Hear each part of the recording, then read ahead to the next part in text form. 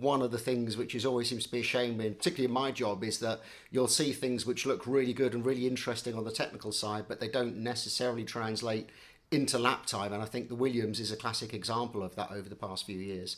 I think everything we say here now on, we just to put a little caveat in, is that this is just a render of the car. And it's obviously the render that was due to go out in the launch app, which obviously had its own problems.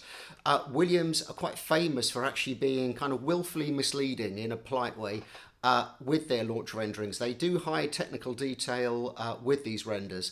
So all we can really say is what we have seen on the render, and that's what we assume could well be on the race car. So we just need to kind of just temper what we say. But what we can see so far is that it's largely the same philosophy has been throughout the car. So they don't appear to have changed the nose, they don't appear to change the front suspension, the rear suspension, therefore probably also the gearbox.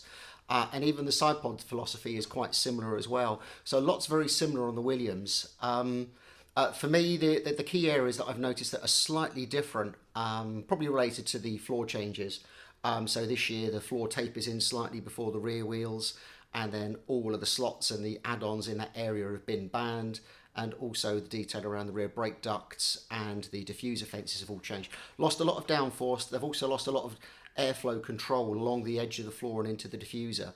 What we see different on the Williams, minor detail at the front, is that the fins that go over the front and at the side of the side pods have now been turned into one continuous L shape. Again, not massively different. Then they've got these kind of louvered blinds. They're in the vertical orientation on the Williams. Lots of sort of detail there. The barge board package generally looks the same, but again, we have to say that that will change. It's just not what we see on the render.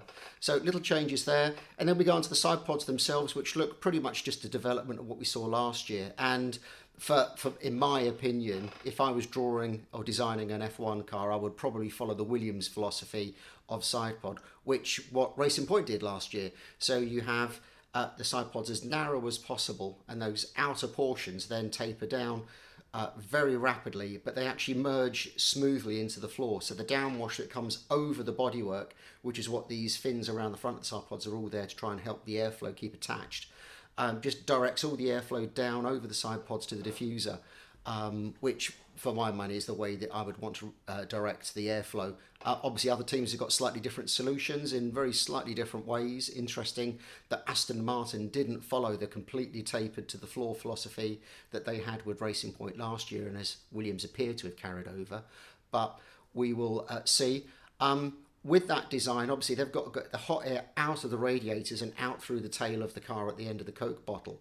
So what they do is they actually bring a lot of the airflow up and over the engine. And we know that obviously Williams run the Mercedes engine, and on two of the Mercedes engine cars you see these bulges on the engine cover. Not evident on the Williams because that's where some of the air is flowing out from the radiators out to the back of the car. So you won't see these bulges on the Williams until the body works off, and then you'll see this big change in profile to the plenum only visible on the heat shielding around the engine, and we won't see that until testing in a couple of weeks, and obviously at the first race a few weeks after that. So side pod wise it's all very similar. One little detail that I did pick up on the launch renders, which was quite interesting. Now, as we've said, is one of the functions of the floor edge, which has been simplified this year, is to stop the wake from the rear tyres going under the car and into the diffuser, which is what's known as Tyre Squirt. And we're speaking about this for 10-15 years now. Williams has just put a few little serrated teeth on the edge of the floor there, which will help just direct the airflow straight between the wheels and the diffuser and stop that wake going in and upsetting the diffuser. A detail that probably will be on other cars, but it's just interesting that it's actually evident on the launch renders. So again, just one of these other little tricks that teams will employ in those areas as we go on. One of the big questions for me is at the back of the car is, are they going to spend their tokens on the gearbox?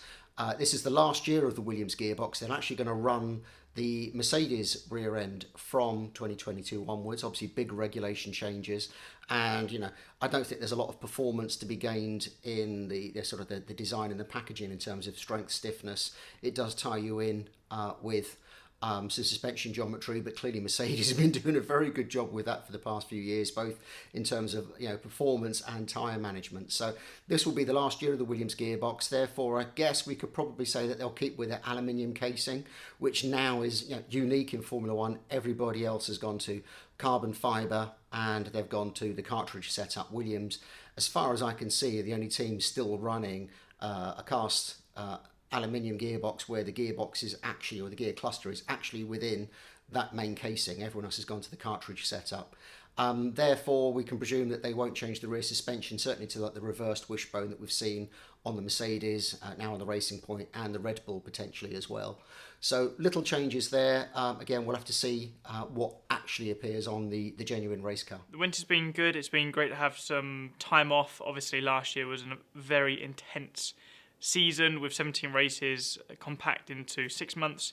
So it was great to get some time away, spend it with my family, see my friends when it was possible, obviously before the second lockdown, and straight back training again. I've been living at home with my trainer, Aleix.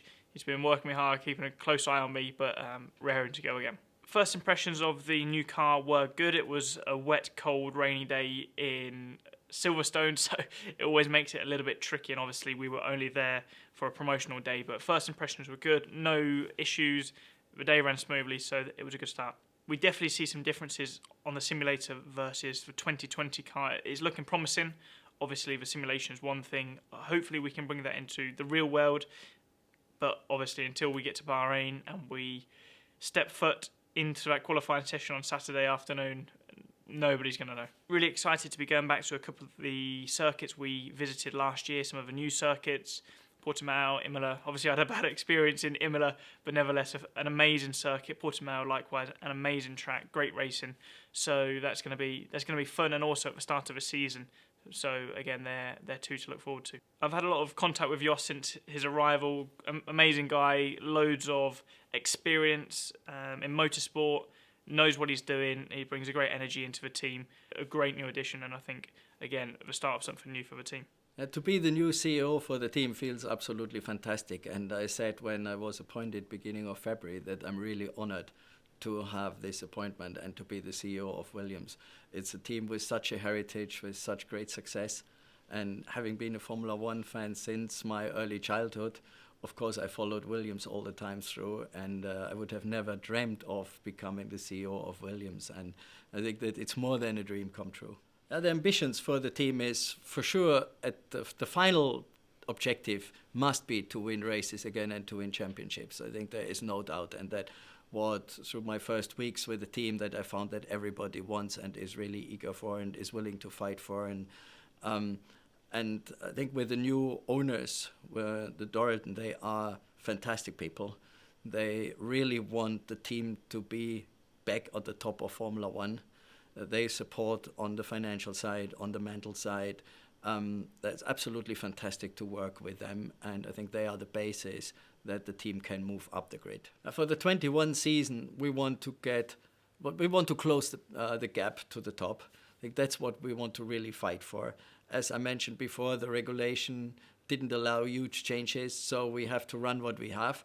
Of course, we did some details and moved on, but everybody does that. So I don't think there will be a big step, but we will fight hard to grab every single point that is for us there to grab. That means not doing mistakes, being right with the weather forecast, and all that kind of things that do less mistakes than others do. And then I'm convinced we can get quite an amount of points.